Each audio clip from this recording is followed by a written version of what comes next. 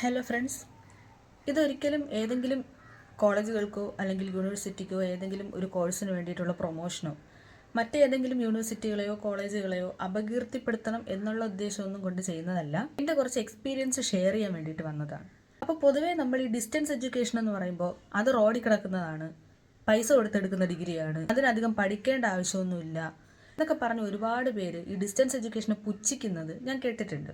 ശരിയാണ്, കേരള യൂണിവേഴ്സിറ്റി ഒരു നല്ല യൂണിവേഴ്സിറ്റിയാണ്.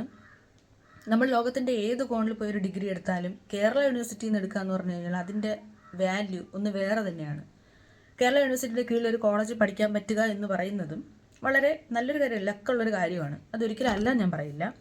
പക്ഷേ ഡിസ്റ്റൻസ് എഡ്യൂക്കേഷൻ്റെ ഒരു എക്സാം ആദ്യത്തെ ദിവസം തന്നെ കഴിഞ്ഞ് വളരെ ഫ്രീ ആയിട്ട് കോൺഫിഡൻ്റ് ആയിട്ട് ആ ഹാളിൽ നിന്ന് പുറത്തോട്ട് ഇറങ്ങുമ്പോഴാണ് ഇതേപോലെ 3 അവർ കേരള യൂണിവേഴ്സിറ്റിയുടെ എക്സാം എന്ന് പറഞ്ഞ് നമ്മൾ സർവൈവ് ചെയ്യുന്ന ആ ഒരു 3 മണിക്കൂർ എന്ന ഒരു നരകത്തെക്കുറിച്ച് എനിക്ക് റിലേറ്റ് ചെയ്യാൻ പറ്റിയത്. വേറൊന്നുമല്ല, ഇപ്പോൾ ആൻസർ ബുക്കിൻ്റെ കാര്യം പറഞ്ഞു കഴിഞ്ഞാൽ കേരള യൂണിവേഴ്സിറ്റിയുടെ ഒരു ആൻസർ ബുക്ക്ലെറ്റിൽ ഒരു 20 പേജും ബാക്കിയുള്ളത് അഡീഷണൽ ഷീറ്റൊക്കെ പ്രൊവൈഡ് ചെയ്ത് കേരള യൂണിവേഴ്സിറ്റി നമ്മൾ ഒരുപാട് ഹെൽപ്പ് ചെയ്യുന്നുണ്ട്. വിത്ത് ബുക്ക്ലെറ്റിൽ തന്നെ ഒരു ഓട്ടയടിച്ച് സമയമില്ലാത്ത സമയത്ത് നമ്മൾ ട്രെയിൻ ഇട്ട് കുത്തിക്കെട്ടിക്കൊണ്ടിരിക്കുക. പക്ഷെ ഇവിടെ ഞാൻ ഇന്നാണ് ഇൻസ്ട്രക്ഷൻസ് വായിച്ചത്. അഡീഷണൽ ഷീറ്റ് എന്നൊരു സമ്പ്രദായം ഇവിടെ ഇല്ല. കാരണം ഒരു ബുക്ക്ലെറ്റിൽ 42 പേജാണ്. അപ്പോൾ അവിടെ അഡീഷണൽ ഷീറ്റിൻ്റെ ആവശ്യം നാച്ചുറലി ഇല്ല. പിന്നെ അറ്റൻഡൻസ് സൈൻ ചെയ്ത് മേടിക്കുന്ന കാര്യമാണ്. കേരള യൂണിവേഴ്സിറ്റിയിൽ ആദ്യത്തെ അവർ തന്നെ നമ്മളിങ്ങനെ ഒരു ഫ്ലോയിൽ എഴുതി, ഇങ്ങനെ വാലിന് തീ പിടിച്ചതുപോലെ എഴുതി വരുമ്പോഴേക്കായിരിക്കും അറ്റൻഡൻസ്. രണ്ടാമത് 2 QR കോഡ്. ഇതെല്ലാത്തിനും നമ്മൾ 2 ഓട്ടോഗ്രാഫ് വീതം കൊടുക്കണം. ഇതെല്ലാം കഴിഞ്ഞ് സംഭവം കഴിഞ്ഞു എന്നും പറഞ്ഞ് ഇരിക്കുമ്പോഴേക്കും ടീച്ചേഴ്സ് ഫസ്റ്റ് അവർ മുതൽ ആ അവസാനത്തെ 12:20 അല്ലെങ്കിൽ 12:15 വരെ അഡീഷണൽ ഷീറ്റ് വേണോ എന്നുള്ള ഈ വിളി, അതിൻ്റെ കൂടെ ഇനി വാങ്ങിയവർ കെട്ടിവെച്ചിട്ട് എഴുതൂ എന്നുള്ള വേളം. ഇതെല്ലാം കൂടെ കേട്ടിട്ട് ശരിക്കും പറഞ്ഞു കഴിഞ്ഞാൽ ഒരു ശരാശരി മനുഷ്യൻ്റെ കോൺസെൻട്രേഷൻ 4 ഭാഗത്തോട്ടാണ് ചിന്നിച്ചെതറി ഇങ്ങനെ പോകുന്നത്. ഒരു ഡിസ്റ്റൻസ് എഡ്യൂക്കേഷൻ്റെ എക്സാം നമ്മൾ ആദ്യം ചെല്ലുന്നു. കൃത്യം 10 മണിക്ക് 5 മിനിറ്റ് ഉള്ളപ്പോൾ അവർ ആൻസർ ബുക്ക് തരുന്നു, ക്വസ്റ്റ്യൻ തരുന്നു, ഐഡിയും ഹോൾ ടിക്കറ്റും ഒക്കെ ഉണ്ടോ എന്ന് ചെക്ക് ചെയ്യുന്നു. ലാസ്റ്റ് എഴുതി കഴിഞ്ഞിട്ട് പേപ്പർ കൊടുക്കാൻ നേരമായിരിക്കും പിന്നെ നമ്മൾ ആ ടീച്ചറിനെ വിളിക്കുന്നത്. പേജ് നമ്പറിൻ്റെ കാര്യം, കേരള യൂണിവേഴ്സിറ്റിയിൽ അഡീഷണൽ ഷീറ്റ് ഉൾപ്പെടെ എല്ലാ പേജിലും ഒരു കോളം ഇട്ടിട്ട് അങ്ങ് പോയിട്ടുണ്ട്. അവർക്ക് കോളം മാത്രം ഇട്ടാൽ മതിയല്ലോ. ഈ സമയമില്ലാത്ത സമയത്ത് കൂടി നമ്മൾ പേജ് നമ്പറും കൂടെ ഇട്ട് പോകണം. ലാസ്റ്റ് 2 എടുത്ത് ആ നമ്പർ എടുത്ത് എഴുതുകയും വേണം. ഇവിടെ എന്നെ അതിശയിപ്പിച്ച കാര്യമാണ്, ഒരു വിലയില്ല എന്ന് ആൾക്കാർ പറഞ്ഞ ഡിസ്റ്റൻസ് എഡ്യൂക്കേഷൻ്റെ ഒരു ബുക്ക്ലെറ്റിൽ പേജ് നമ്പർ പ്രിന്റഡ് ആയിട്ടാണ് വരുന്നത്. അവസാനം നമ്മൾ ഏത് പേജിലാണോ എഴുതി നിർത്തുന്നത് ആ പേജിൻ്റെ നമ്പർ മാത്രം ഫ്രണ്ടിൽ നിന്ന് എടുത്ത് എഴുതിയാൽ മതി, പ്രശ്നം അവിടെ കഴിഞ്ഞു. പിന്നെ നമ്മുടെ ഡീറ്റെയിൽസ് എല്ലാം ഫില്ല് ചെയ്യുന്ന പേജ് ഇവിടെ ഒരു 1/2 പേജേ ഉള്ളൂ. ഫ്രണ്ടിൽ ഒരൊറ്റ 1/2 പേജ്. കേരള യൂണിവേഴ്സിറ്റിക്ക് 2 പേജ് ഒരുപോലെ ഫില്ല് ചെയ്ത് കൊടുക്കുന്നു. ആ ഒരു സമയം കൂടി ഇവിടെ നഷ്ടപ്പെട്ടുകൊണ്ടിരിക്കുകയാണ്. എടുത്തു പറയേണ്ട ഒരു കാര്യം, മാർജിൻ്റെ കേസ്. ഒരു ഡിസ്റ്റൻസ് എഡ്യൂക്കേഷൻ്റെ ബുക്ക്ലെറ്റിനകത്ത് കറക്റ്റ് ഒരു സ്കെയിൽ വീതിക്ക് പ്രിന്റഡ് ആയിട്ട് മാർജിൻ വരുന്നുണ്ട്. കേരള യൂണിവേഴ്സിറ്റിക്കുണ്ട് ഉറുമ്പിന് പോകാനായിട്ടൊരു വഴി. ഇതിന് വലിയ മാർജിൻ വേണമെന്നുണ്ടെങ്കിൽ നമ്മൾ പെൻസിലും സ്കെയിലും ഇട്ട് വരയ്ക്കണം. സമയമില്ലാത്ത സമയത്ത് വരയ്ക്കണം. ഇനി അഡീഷണൽ ഷീറ്റ് വാങ്ങിച്ചാൽ അതിലും വരയ്ക്കണം. അതുമല്ല, പോരാത്തതിന് അഡീഷണൽ ഷീറ്റ് നമ്മൾ ഇൻ കേസ് വാങ്ങിയാൽ പിന്നെ ടീച്ചേഴ്സിന് വീണ്ടും നമ്പർ പറഞ്ഞു കൊടുക്കണം, പിന്നെ അതിൽ സൈൻ ചെയ്തുകൊണ്ട് പോകണം, പിന്നെ ഇതിലും നമ്പർ ഇടണം. പിന്നെ ഒരു കാര്യമുള്ളത്, യൂണിവേഴ്സിറ്റിയുടെ എംബ്ലം എല്ലാ പേജിലും അടിച്ചു വെക്കുക എന്നുള്ളൊരു ചടങ്ങിനെ കുറിച്ചാണ്. ഇതിലും എംബ്ലം ഉണ്ട്, ഡിസ്റ്റൻസിനും എംബ്ലം ഉണ്ട്. പക്ഷെ അത് അവിടെ അടിച്ചിട്ടുണ്ടോ എന്ന് നമ്മൾ നോക്കിയാലേ അറിയാവും. കേരള യൂണിവേഴ്സിറ്റിയുടെ ബുക്ക്ലെറ്റിൽ ആവശ്യമുള്ള കാര്യങ്ങൾ ഇൻ കേസ് തെളിഞ്ഞ് കണ്ടില്ലെങ്കിലും എംബ്ലം മാത്രം മഷി കൂട്ടി കറക്റ്റ് കട്ടിക്ക് ഒത്ത നടുക്ക് തന്നെ അടിച്ചങ്ങ് വെച്ചിരിക്കും. അപ്പോൾ ചിലർ പറയും ഇതിൻ്റെ മീതെ എഴുതാൻ പാടില്ല, ചിലർ പറയും ആ ഒരു സ്പേസ് വിട്ട് കഴിഞ്ഞാൽ അൺനെസസറി ആയിട്ട് നമ്മൾ സ്പേസ് ലീവ് ചെയ്തു എന്ന് പറഞ്ഞിട്ട് അതിൻ്റെ മാർക്ക് പോകും എന്ന് പറയും.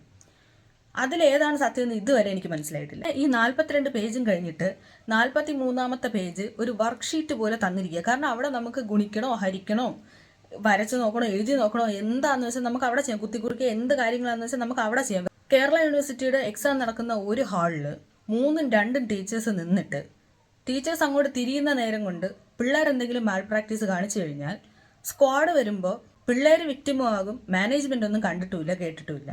ഇനി ഇൻ കേസ് സ്ക്വാഡ് വന്നില്ല എന്നുണ്ടെങ്കിൽ കഷ്ടപ്പെട്ട് പഠിക്കുന്നവന് യാതൊരുവിധ വിലയുമില്ല. മാൽ പ്രാക്ടീസ് കാണിക്കുന്നവർ സുഖമായിട്ട് പാസ്സായി പോവുകയും ചെയ്യും. ഒരു ഡിസ്റ്റൻസ് എഡ്യൂക്കേഷൻ്റെ എക്സാം ഹാളിൽ ഒരേ ഒരു ടീച്ചറായിരിക്കും നിൽക്കുക, ഒരു ടീച്ചറോ ഒരു സാറോ ആയിരിക്കും നിൽക്കുക.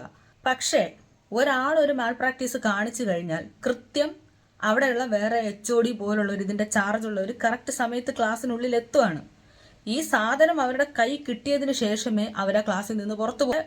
എക്സാം സ്റ്റാർട്ട് ചെയ്ത് അരമണിക്കൂറിനകത്ത് ആൻസർ ബുക്കോടെ പൊക്കിക്കൊണ്ട് പോകുന്ന ഞാൻ എൻ്റെ കണ്ണുകൊണ്ട് കണ്ടിട്ടുണ്ട്. അവർ പിടിച്ചോണ്ട് പോകുന്ന മാത്രമല്ല, വേണമെന്ന് വെച്ചാൽ അവർ യൂണിവേഴ്സിറ്റിയിലും അറിയിക്കും. എക്സാം സ്റ്റാർട്ട് ചെയ്യുന്നതിന് മുന്നേ തന്നെ അവിടെ ഇംഗ്ലീഷിൽ അനൗൺസ് ചെയ്യും, right well, all the best. In case ഒരു മാൽ പ്രാക്ടീസിന് ആരെങ്കിലും പിടിച്ചു കഴിഞ്ഞാൽ അവർ നെസസറി ആക്ഷനിലേക്ക് പോകും എന്നവർ ഓൾറെഡി അനൗൺസ് ചെയ്യുകയാണ്. അതൊക്കെ കേൾക്കുമ്പോൾ തന്നെ കൊതിയാവും. ഡിസ്റ്റൻസിൻ്റെ എക്സാം എഴുതാൻ പോകുന്ന കുട്ടികൾക്ക് ഞാനും ഫുഡ് കഴിക്കാനൊക്കെ ഇഷ്ടം പോലെ സ്ഥലവും, എക്സാം എഴുതാൻ വരുന്ന കുട്ടികളുടെ കൂടെ വരുന്ന പാരൻസിന് ഇരിക്കാനും ഇരുന്ന് ഫുഡ് കഴിക്കാനും ഒക്കെ ആയിട്ട് ഇഷ്ടം പോലെ റൂംസും. പിന്നെ ഞാൻ എടുത്ത് ശ്രദ്ധിച്ചൊരു കാര്യമാണ്, കോളേജ് ബസ് പാർക്ക് ചെയ്യാൻ വേണ്ടി മാത്രം വലിയ ഒരു പാർക്കിംഗ് ഏരിയ. അത് അവിടെ എത്ര ബസ് ഉണ്ടെന്നുള്ളത് ഇന്ന് വരെ എനിക്ക് എണ്ണി തീർക്കാൻ പറ്റിയിട്ടില്ല. വേറെയും ചിലയിടത്തുണ്ട് 1.5 ബസ്, 2 വേണമെങ്കിൽ പറയാം. പക്ഷേ ഞാൻ 1.5 പറയാൻ കാരണം വേറൊന്നുമില്ല, 2 ബസ്സിൽ ഒരെണ്ണം കോളേജിന് കണ്ണ് കെട്ടാതെ അവിടെ ഷെഡിലിട്ടേക്കുന്നുണ്ട്. എന്നിട്ട് ഒന്നിൻ്റെ പകുതി മുറിച്ചെടുത്തിട്ട് എന്നും വരും. പക്ഷെ പൈസ മാത്രം നമ്മൾ കൃത്യം 5-ാം തീയതിക്ക് മുമ്പ് അടച്ചിരിക്കണം. ഇല്ലാത്തവരെ ബസ്സിൽ കയറ്റത്തില്ല. പൈസ നിങ്ങൾ അടച്ചോ, ഞങ്ങൾ ചിലപ്പോൾ 1 ബസ് എടുക്കും, ചിലപ്പോൾ അര ബസ് എടുക്കും, ചിലപ്പോൾ ഈ ബസ്സിനെ 3 കണ്ടിച്ചെടുക്കും. ആര് ചോദിക്കും? പിന്നെ ക്യാൻറ്റീൻ ഫെസിലിറ്റി, ഓരോരുത്തർ ചോദിക്കുന്ന സാധനങ്ങൾ എടുത്തു കൊടുക്കാൻ വേണ്ടി 2 സ്റ്റാഫാണുള്ളത്. ഈ 1200ഓളം പിള്ളേർക്കും കൂടി 6 ടേബിള്, 10-12 സ്റ്റൂള്. പിന്നെ ഫുഡാണെങ്കിൽ രാവിലെ ബ്രേക്ക്ഫാസ്റ്റിന് പഫ്സ്, സമോസ, പഴംപൊരി, ഗോലിസോഡ. പിന്നെ ഹെൽത്തി ഓപ്ഷൻസ് വേറെ ഉണ്ട്. അതായത് ഈ ബേക്കറി കിട്ടുന്ന നല്ല ഇനം സ്വീറ്റ്സ് ഉണ്ടല്ലോ, കുറച്ചുകൂടെ ഹെൽത്തി ആയിട്ടുള്ള ഓപ്ഷൻസ് ആണ് അതൊക്കെ. പിന്നെ 20 മിനിറ്റ് സമയമാണ് ഇതിനു വേണ്ടി നമുക്ക് പ്രൊവൈഡ് ചെയ്ത് തരുന്നത്. പക്ഷെ ഇവിടെ വലിയ ക്യാമ്പസ് ഒന്നും ഇല്ലാന്നേ ഉള്ളൂ. വെയിൽ കൊള്ളാൻ വേണ്ടി മാത്രം വലിയൊരു ക്യാമ്പസ് വേണമെന്ന് എനിക്ക് തോന്നുന്നില്ല. പിന്നെ ഇപ്പോൾ ചിലർ ചോദിക്കും, എന്നാൽ പിന്നെ കേരള യൂണിവേഴ്സിറ്റിയിൽ എന്തിനാണ് ഇത്ര കഷ്ടപ്പെട്ട് പഠിക്കുന്നത്? ഡിസ്റ്റൻസ് എഡ്യൂക്കേഷൻ തന്നെ പഠിച്ചങ്ങ് പോയാൽ പോരെ, ഞങ്ങളും ഇതൊക്കെ കഷ്ടപ്പെട്ട് പഠിച്ചാണ് ഇവിടം വരെ വന്ന് എത്തിയത്, പിന്നെ നമ്മളും ഇതേപോലെയല്ലേ ചെയ്യുന്നത്, എന്നിട്ട് നമ്മൾക്ക് പരാതി ഇല്ലല്ലോ. ഇങ്ങനെയൊക്കെ ഇപ്പോൾ ഒരുപാട് പേര് ചോദിക്കും. ഞാനിതൊക്കെ ഇവിടെ ഒന്ന് പറഞ്ഞത് വേറൊന്നും കണ്ടല്ല, ഈ ഒരു വിലയില്ല അങ്ങനെയാണ് ഇങ്ങനെയാണെന്ന് കുറ്റം പറയുന്ന ഡിസ്റ്റൻസ് എഡ്യൂക്കേഷൻ പോലും ഇത്രയും അഡ്വാൻസ്ഡ് ആയിട്ട് നിൽക്കുന്ന ഒരു സിറ്റുവേഷനിലും അതിൻ്റെ കീഴിൽ ഡിസ്റ്റൻസ് പഠിക്കാൻ പോകുന്ന കുട്ടികൾക്ക് ആ ഒരു സെൻറ്റർ തരുന്ന, കുട്ടികൾക്കും പാരൻസിനും ആ ഒരു സെൻറ്റർ പ്രൊവൈഡ് ചെയ്യുന്ന ഫെസിലിറ്റീസും നമ്മളോട് കാണിക്കുന്ന നമ്മളോട് അവർ ബിഹേവ് ചെയ്യുന്ന ഒരു രീതിയും വെച്ച് കേരള യൂണിവേഴ്സിറ്റിയെ പോലെ നല്ലൊരു യൂണിവേഴ്സിറ്റിയും അതിൻ്റെ കീഴിൽ പ്രവർത്തിക്കുന്നു എന്ന് പറയുന്ന ചില ഓട്ടോണോമസ് സ്വഭാവമുള്ള കോളേജുകളും അതപതിച്ചു പോകരുത്.